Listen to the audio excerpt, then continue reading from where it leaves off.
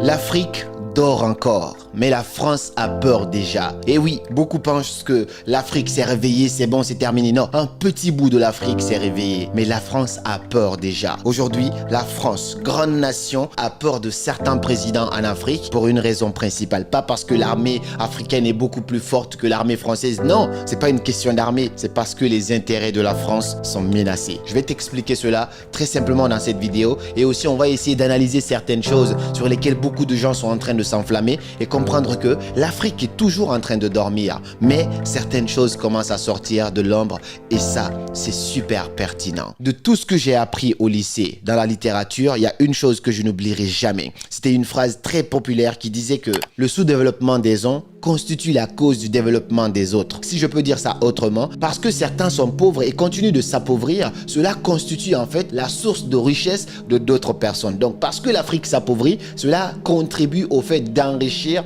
l'Europe et plus particulièrement la France. La question que l'on se pose, que tout patriote africain devrait se poser, qui va remettre beaucoup de choses en question, c'est que on a dit que la colonisation c'est terminé, l'esclavage, tout ça c'est aboli. Depuis la fin de la Deuxième Guerre mondiale, l'esclavage, beaucoup de pays en tout cas en Afrique ont eu leur indépendance.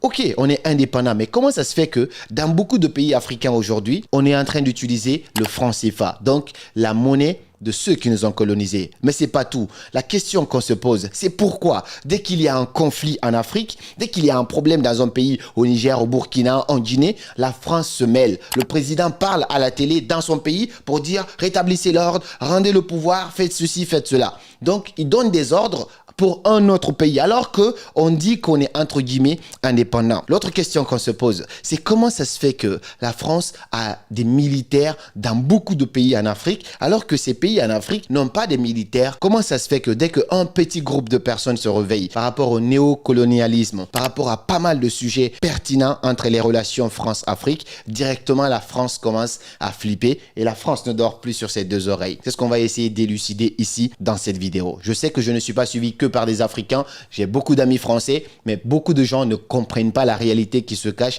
entre les relations France-Afrique. On va essayer d'énumérer certaines choses ici parce que les réponses à toutes ces questions que l'on se pose sont énormes. Mais si au moins on peut avertir, informer et aussi élucider certaines informations pour que ça soit clair pour chacun, eh ben on le fera avec grand plaisir. Alors aujourd'hui, une petite partie de l'Afrique commence à se réveiller par rapport au néocolonialisme, par rapport à la stratégie de la France pour piller l'Afrique. Et comme ces quelques présidents ou si quelques gens de l'armée ont compris cela, ils font des coups d'État pour enlever les marionnettes qui sont au pouvoir et qui sont manipulées en fait par des présidents ici en Occident. Est-ce que vous avez remarqué que dès qu'un président est élu, entre guillemets démocratiquement, alors que honnêtement, je pense qu'il n'y a jamais de démocratiquement en Afrique parce que dès que c'est comme ça, même si le président qui sort doit partir, il va toujours faire en sorte que le président qui revient va servir les intérêts de ceux qui sont au-dessus de lui. C'est souvent ce qui se passe. Donc dès que les gens ont compris ça, ils essaient de faire des coups d'État. Vers les 2021 septembre, un certain Alpha Condé était au pouvoir, on l'a enlevé et il y a l'armée qui s'est positionnée là. Ensuite au Burkina Faso, il s'est passé la même chose, un coup d'État. Au Mali, c'est passé la même chose ou même pire encore, des gens qui étaient prêts à arrêter même la langue française comme langue officielle de leur pays. Tout ça, c'est super intéressant à voir. Mais là, récemment, on a vu que le Niger a fait un coup d'État pour enlever leur président. J'ai vu dans les médias occidentaux en disant que celui qui a fait ce coup d'État-là, il était juste dans la peur de perdre son poste. Du coup, il a fait un coup d'État pour sauver en fait sa peau. Mais comment on peut faire un coup d'État pour sauver sa peau, sachant que c'est là que tu risques en fait de laisser ta peau? Bref, comprenez une chose. Il y a des frères comme les Kémy Séba, comme les Nathalie Yam, qui ont compris beaucoup de choses qui se passaient dans la stratégie France-Afrique, qui ont commencé à se battre contre cela. Et quand ils commencent à se battre, certains présidents interdisent même à ces frères-là d'atterrir sur leur sol parce que ça menace leurs intérêts, ça menace l'intérêt de ceux qui sont au-dessus d'eux. Mais quelques présidents, quelques jeunes ont commencé à comprendre cela, notamment le cas qui se passe actuellement au Niger. Et comme le Niger a fait ça, la France n'est plus calme. La France envoie des messages par-ci, contacte la CEDEAO pour essayer d'agir ainsi de suite. Mais ok, cette CEDEAO-là, elle existe. Mais la CEDEAO, elle est où? Quand des migrants se font tuer, quand des migrants meurent de faim, la CEDEAO, elle est où? Communauté économique des États de l'Afrique de l'Ouest, vous êtes où à ce moment-là? C'est la question que l'on se pose. Donc ils interviennent que quand les big boss disent hey, là c'est important, il faut que vous agissez ici. Et là ils vont commencer à crier. Il y a un acte que je salue énormément, c'est-à-dire le Mali et le Burkina Faso, lorsqu'ils ont vu que le Niger commençait à se faire intimider, surtout à se faire menacés par la France et la CEDEAO. Ils ont fait un communiqué en disant que si on attaquait le Niger, ça veut dire qu'ils ont déclaré la guerre contre le Burkina Faso et le Mali. Ça, c'est beau à voir. Pourquoi c'est beau à voir? Tiken Fakoly, il a dit dans sa musique une fois que... Bref, tu vois un peu ce que je veux dire? Lorsque nous sommes unis, ça fait peur aux autres. Tu veux attaquer mon voisin, je te dis, si tu attaques mon voisin, tu m'attaques moi aussi. Donc, pour ne pas partir en péril, ça ne va jamais se passer. Ils vont s'asseoir et discuter. Donc, ce qui est en train de se passer, je ne suis pas en train de favoriser les coups d'État, ainsi de suite, mais les choses sont en train de changer et ça ne fait pas plaisir en fait aux voisins qui sont de l'autre côté ici. Entre une relation qui a duré plus de 50 ans et 60 ans, mais qui ne favorise toujours pas les uns et en train de favoriser les autres. Tu as une relation avec quelqu'un qui te dit « je te prête de l'argent, je te finance », mais tu ne t'en sors jamais. C'est comme si moi, tous les jours, je te donnais un peu, mais tu ne sors jamais de la pauvreté. Lorsque quelques présidents, c'est même pas toute l'Afrique, c'est juste quelques présidents ont commencé à comprendre ça, ils ont rompu leur relation avec la France et ils ont commencé à nouer de nouvelles relations. Mais dans le fait de nouer ces nouvelles relations-là, il y a aussi quelque chose qu'il faut comprendre là-dedans. Parce qu'aujourd'hui, tout le monde dit « ouais, mais la France n'est pas bien, bah maintenant c'est l'Afrique et Russie ». Hey, on sait que la Russie et la France sont pas forcément amis. Donc l'ennemi de ton ennemi,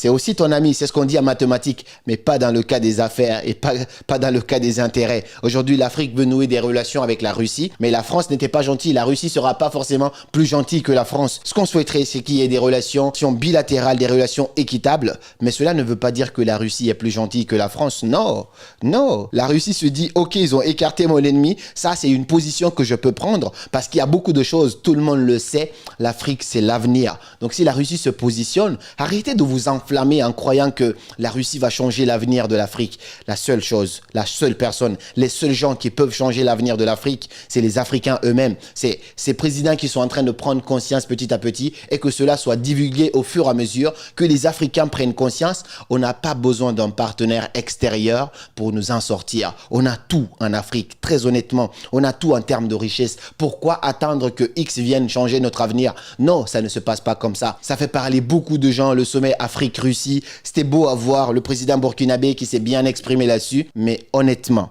ce qu'on doit attendre de l'Afrique, c'est qu'elle prenne ses responsabilités et qu'elle décide de changer son avenir elle-même. À la fin, ce qu'il faut comprendre, c'est que ce mouvement qui est en train de commencer va se développer au fur et à mesure. Beaucoup de gens commencent à prendre conscience. Et même, ce qui est encore plus beau, c'est que le peuple lui-même commence à prendre conscience que les relations entre la France et l'Afrique ne sont pas des relations équitables et que c'est simplement l'Europe qui est en train de profiter. C'est-à-dire que je vais te donner ça, ça et ça et en contrepartie, moi, je vais profiter de tes richesses. Je vais profiter de tes matières premières pour les transformer et ensuite venir te les revendre encore beaucoup plus cher.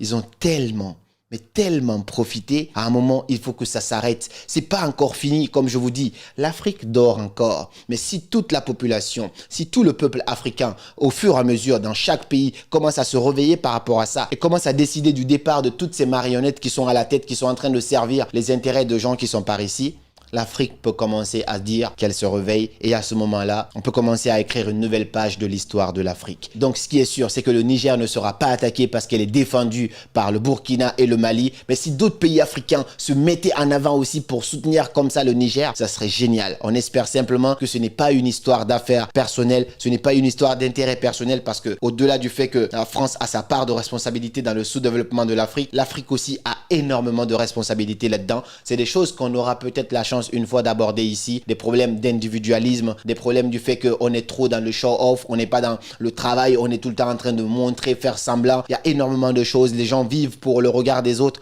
Bref, on en parlera ici un jour si jamais l'occasion se présente. Mais pour l'instant, on espère que tout ce mouvement-là qui est en train de partir va être bénéfique à l'Afrique et qu'un jour, on va commencer à écrire une nouvelle page de l'histoire de notre Afrique. Et toi alors, qu'est-ce que tu penses vraiment de ce mouvement-là? Qu'est-ce que tu penses de tout ce qui est en train de se passer actuellement? Ça m'intéresse d'avoir ton avis parce que je fais très rarement des vidéos sur la politique, mais de temps en temps c'est important de prendre position, de divulguer une information, de partager un message pour que ceux qui ne sont pas au courant puissent être informés. Donne-moi ton avis dans les commentaires et puis on se dit à très bientôt pour de nouvelles vidéos et comme toujours c'était Karamo, suivez vos rêves et que Dieu bénisse l'Afrique.